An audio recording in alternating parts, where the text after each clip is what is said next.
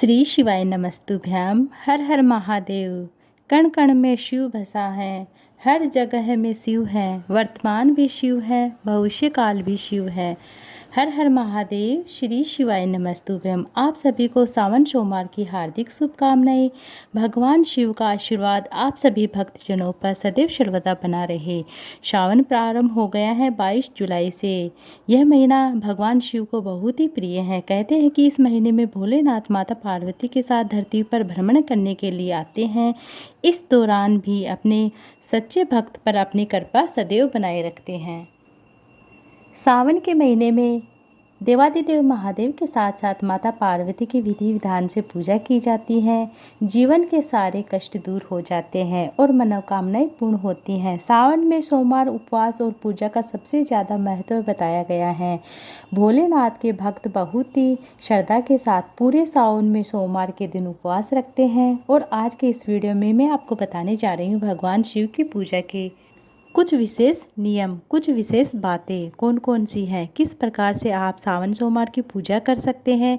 यदि आप प्रदोष काल के समय भगवान शिव को उतना ही प्रिय होता है जितना सोमवार का दिन होता है। महाशिवरात्रि भी, यह तिथि भी और प्रदोष का दिन भी देवादिदेव महादेव को बहुत ही प्रिय है। उस समय आप पूजा करने में समर्थ है। अगर आप सुबह के समय पूजा करने में समर्थ हैं तो आप प्रदोष काल के समय अवश्य पूजा कीजिएगा। ऐसे में आपकी जो भी कामना है देवादिदेव महादेव अवश्य पूर्ण करते हैं। ऐसे में किसी प्रकार की पूजा करें, आप के द्वारा जो भी पूजा की गई भगवान शिव उसे अवश्य स्वीकार कर लेते हैं। किसी भी प्रकार से शिवलिंग पर या भगवान शिव को जल अर्पित करना चाहिए। भगवान शिव को बेलपत्र चढ़ाने के नियम क्या है, क्यों बेलपत्र देवादिदेव महादेव को अति प्रिय है, कौन सी सामग्री भगवान शिव को अति प्रिय है, कितनी परिक्रमा करनी चाहिए, सोमवार का व्रत करते समय कौन सी गलतियां हमें नहीं करनी चाहिए, जो लोग व्रत रखते हैं वह किस प्रकार फलाहार कर सकते हैं, इस वीडियो में आप संपूर्ण जानकारी जानने वाले हैं। पहले आप सभी से अनुरोध है कि हमारे चैनल पर आज आप पहली बार आए हैं, आप पहली बार हमारे चैनल को सुन रहे हैं तो आप चैनल को सब्सक्राइब कर लीजिएगा। शिव महापुराण की कथाएं और सावन मास की महात्म्य की कथाएं अगर आप सुनना चाहते हैं तो आपको संपूर्ण शिव महापुराण की कथा और सावन महात्म्य की कथा सुनाई जाएगी। तो उम्मीद है अगर आपको यह वीडियो अच्छा लगा तो वीडियो को लाइक और शेयर ज़रूर से कीजिएगा।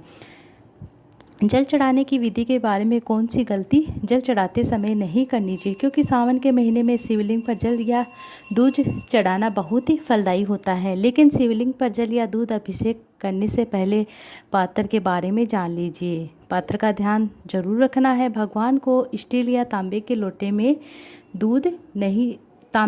में आपको दूध नहीं अर्पित करना है, क्योंकि तांबे के लोटे में दूध जब अर्पित करते हैं वह जहर के समान हो जाता है। और आप तांबे के लोटे में जल अर्पित कर सकते हो, देवादिदेव महादेव को दूध अर्पित नहीं करना है। और दूध और दही ऐसे मिक्स करके अर्पित नहीं करना है।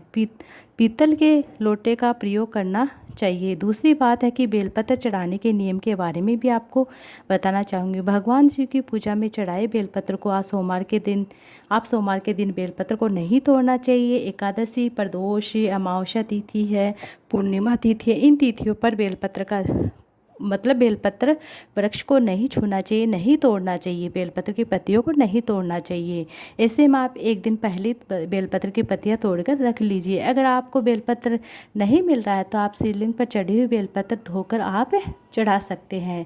कहीं से भी कटी फटी नहीं होनी चाहिए बेलपत्र में 3 पत्तियां पूर्ण होनी चाहिए। बेलपत्र को हमेशा उल्टा करके चढ़ाया जाता है, अर्थात जो चिकना भाग होता है बेलपत्र का, जो चिकना भाग होता है वह शिवलिंग को स्पर्श करना चाहिए। और दूसरा है कि महादेव को क्या अर्पित करना चाहिए। सोमवार के दिन भगवान शिव का विशेष रूप से आपको दूध से अभिषेक कराना चाहिए, दही से अभिषेक करना। सबसे पहले आपको क्या है कि थोड़ा सा जल से अभिषेक करा दिया, गंगा मिश्रित जल से अभिषेक करा दिया, फिर थोड़ा सा दूध चढ़ा दिया, फिर उसके बाद में जल चढ़ा दिया, फिर उसके बाद में दही चढ़ा दिया, फिर उसके बाद में शहद चढ़ा दिया, फिर उसके बाद में थोड़ा जल चढ़ा दिया, फिर उसके बाद में आपको क्या करना है, शक्कर चढ़ा दी, फिर उस जल चढ़ा दिया। इस तरह से आपको अभिषेक कर सकते हो। आपको हर जैसे दूध, दही, शहद जो भी चढ़ाते हो उसके बाद थोड़ा थोड़ा जल चढ़ाना है। इस तरह से आप अभिषेक कर सकते हो।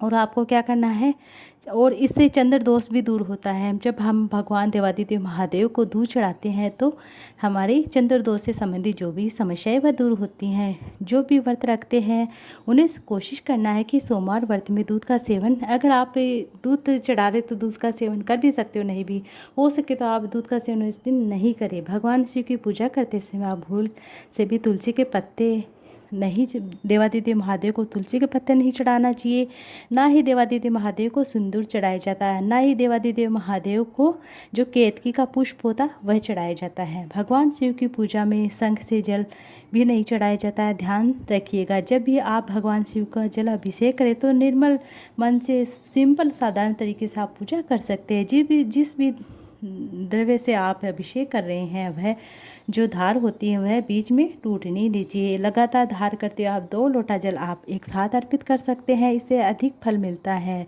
लगातार धार करते हुए आपको जल चढ़ाना है। जब तक जल या दूध कोई भी जूस वगैरह जो भी आप चढ़ा रहे हैं देवादिदेव महादेव की शिवलिंग पर आपको लगातार चढ़ाना है। धार शिवलिंग पर गिरती रहनी चाहिए। शिव जी की परिक्रमा करनी चाहिए या नहीं, अभी यह भी जान लीजिए। शिव जी की परिक्रमा केवल आधी परिक्रमा की जाती है। जो नाली होती है उसको जो जल होता है जलाधारी का उसको लांघकर नहीं जाया जाता है, आधी परिक्रमा की जाती है। सावन के सोमवार की पूजा करते समय शिवलिंग या फिर महादेव की मूर्ति की चाहे कभी भी आप पूजा कर सकते हैं। पूरी परिक्रमा शिवलिंग की नहीं की जाती है, भगवान शिव की आधी परिक्रमा ही की जाती है। खास तौर पर शिवलिंग की आप आधी परिक्रमा करें, साथ ही उन्हें चढ़ाए गए जल को भी भूल से आप उसके ऊपर से ना जाए। जो व्यक्ति ऐसा कर रहा है उसे बहुत बड़ा दोष लगता है। व्रत के दौरान सात्विक भोजन करें, तामसिक चीज़ों का सेवन बिल्कुल नहीं करना चाहिए। ज्योतिष शास्त्र के अनुसार सावन के महीने में व्रत रखने वाले भक्तों को ब्रह्म मुहूर्त में उठना चाहिए, सूर्य उदय से पहले उठना चाहिए, स्नान करना चाहिए। काले तिल डालकर आप अपने स्नान के पानी में इस तरह से आप स्नान कर सकते हैं और आसपास के किसी पवित्र नदी में स्नान कर सकते हैं। अगर आप पवित्र नदी में नहीं जा सकते, आप नहाने के जल में आप 1-2 बूंद गंगा जल की डाल लीजिए। इस तरह से आप स्नान कर से संभव हो तो आप नहाने के पानी में गंगा जल जरूर डालें। सोमवार के दिन भगवान शिव का जल या फिर गंगा जल से अभिषेक करें। लेकिन अगर आप कोई भी विशेष मनोकामना उसकी पूर्ति करना चाहते हैं तो आप प्रदोष काल के समय शिवलिंग का अभिषेक जरूर करें। गाय के कच्चे दूध, दही, शहद, सरसों का तेल, काले तिल आदि भी आप अर्पित कर सकते हैं। 108 चीज़ें आप सोमवार के दिन अवश्य अर्पित करें शिवलिंग के। जैसे चावल अक्षत पूर्ण होने चाहिए, जैसे मूंग, हरे मूंग, जैसे पुष्प की पंखुड़ी पे अर्पित कर सकते हैं। 108 चीज़ें कोई भी हो आप अर्पित कर सकते हैं। और आपको भस्म भी अर्पित करना है। देवादिदेव महादेव भस्म से अति प्रसन्न होते हैं। इस दिन आप भस्म जरूर अर्पित करें। अभिषेक के दौरान आप मंत्रों का जप करते हैं। श्री शिवाय नमस्तुभ्यं, पंचाक्षर मंत्र, षडाक्षर मंत्र, कोई भी आपका जो सरल सा मंत्र आपको आता है वह भाव करते हुए आपको यह जल चढ़ा देना है, पूजा कर लेनी है। सावन सोमवार का व्रत रखने वाले भक्तों को अपने दिन की शुरुआत भगवान की शिव पूजा के बाद आपको क्या करना है, जैसे कोई भी चाय, शिकंजी वगैरह आप ले सकते हैं। दोपहर के समय आप कोई भी मिष्ठान, फ्रूट वगैरह खा सकते हैं। शाम के समय आप पूजा के बाद आप जो भी प्रसाद बनाया है आपने वो ग्रहण कर सकते हैं। व्रत के दौरान आप चाय, कॉफ़ी, कोई भी मतलब तली हुई चीज़ें ना खाएं। इस दिन इन चीज़ों से बचें क्योंकि सेहत पर असर पड़ता है। सावन सोमवार का व्रत है, उन्हें पहले से ही व्रत की तैयारी कर लेनी चाहिए। व्रत का संकल्प सावन महीने के पहले सोमवार से लिया जाता है। कई बार ऐसा होता है कि महिलाओं या कन्याओं का व्रत रखने में थोड़ी परेशानी हो सकती है, जिससे हो सकता है कि पहले सावन को आपको पीरियड के कारण आप खुद से पूजा कर नहीं कर पाए, तो आप मानसिक रूप से भी आप मन में आप मतलब भगवान का मंत्र जप कर सकते हैं। आपको केवल शुद्ध अवस्था में ही व्रत की शुरुआत करनी चाहिए। आपके जैसे पीरियड आ गए तो उस समय आपको व्रत नहीं करना। आप किसी भी सोमवार की पूरी तरह शुद्धता के अनुसार ही आप अपने आप को व्रत कीजिए। आप नॉर्मल उससे मतलब मन ही मन में भगवान का जाप कर सकते हैं, लेकिन आप व्रत ना करें।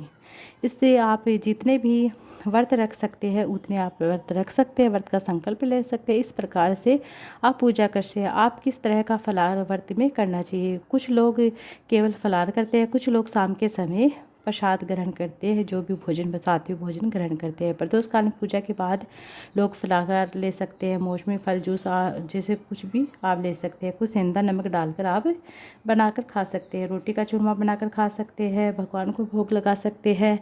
खीर का भोग लगाकर आप भगवान को खिला सकते हैं। सात्विक भोजन ग्रहण करना चाहिए। आपकी शारीरिक क्षमता जैसी हो उसके अनुसार आपको व्रत का संकल्प लेना चाहिए। शिव जी को गंगाजल से स्नान कराइए। ताज़े फल फ्रूट, बेलपत्र, धतूरा, मौसम की फल आदि अर्पित करें। सोमवार को आप हो सके तो आप कथा अवश्य सुनिए, पढ़े।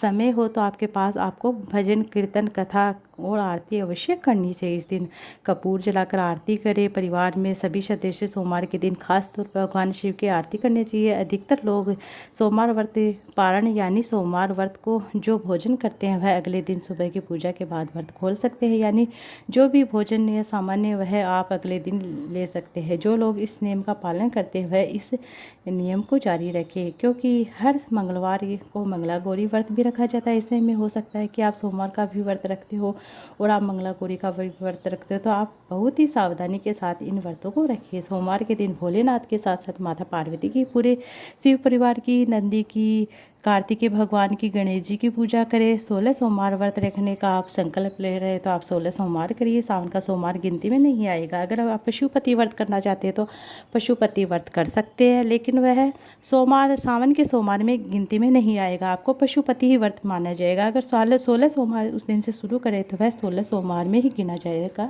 सावन के सोमवार में नहीं गिना जाएगा। आप जिस तरह से आप व्रत करना चाहते हैं वैसे आप कर सकते हैं। माता पार्वती का श्रृंगार कीजिए, उन्हें श्रृंगार की सामग्री अर्पित कीजिए। भगवान शिव प्रदोष काल में की गई पूजा से अत्यंत प्रसन्न होते हैं, बहुत जल्दी प्रसन्न होते हैं। इसलिए हर सोमवार को आज आप प्रदोष काल के समय यानी सूर्यास्त के 45 मिनट पहले 45 मिनट के बाद का जो समय होता है उसे हम प्रदोष काल का समय कहते हैं। उस समय आप भगवान शिव की विधि विधान से पूजा करें। इस समय यदि संभव हो तो व्रत की कथा अवश्य सुने या श्री शिवाय नमस्तुभ्यं हम 108 बार जप कर सकते हैं, या शिव आरती चालीसा जो भी आपको आता है वह कर सकते हैं। जो लोग प्रदोष काल के समय भगवान शिव की पूजा करता है, अपने घर में जो बेलपत्र वृक्ष लगा हुआ तो उसके नीचे बैठकर आप एक दीपक लगाकर आप श्री शिवाय नमस्तुभ्यं पंचाक्षर षडाक्षर कोई भी मानसिक रूप से आप पूजा मंत्रों का जप कर सकते हैं।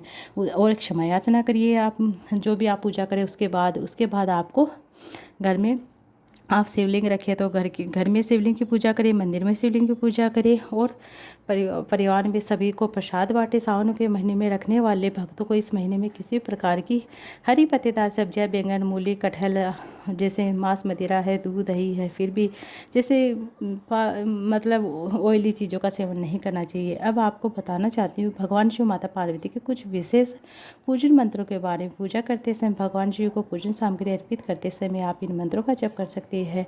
ओम नमः शिवाय, ओम हराय नमः, ओम महेश्वराय नमः, ओम संभव नमः, ओम शूलपाण नमः, ओम पिनाक वशभ नमः, ओम पशुपति नमः, ओम माता पार्वती नमः, ओम शिवाय नमः, ओम नमः शिवाय, ओम पार्वती नमः, ओम जगत धात्री नमः, ओम जगत प्रतिष्ठा नमः, ओम शांति रूपणे नमः। शाम के समय पूजा करते समय चंद्र देवता के मंत्र का भी जप कर सकते हैं। ओम सोम सोमाय नमः। अगर संभव हो सके तो सावन के महीने में आप भगवान शिव के 12 ज्योतिर्लिंग का दर्शन करें और 12 ज्योतिर्लिंग का स्मरण करते आप पूजा कर सकते हैं। अगर ऐसा करना संभव हो तो शिवलिंग के समीप बैठकर सच्चे मन से आप भगवान को पुष्प अक्षते इस प्रकार 12 ज्योतिर्लिंग की स्तुति कर सकते हैं। सौराष्ट्र सोमनाथ चह श्री शिले मल्लिकार्जुन उज्जैन महाकालेश्वर मलेश्वर परम वजनाथम च डाकिनी या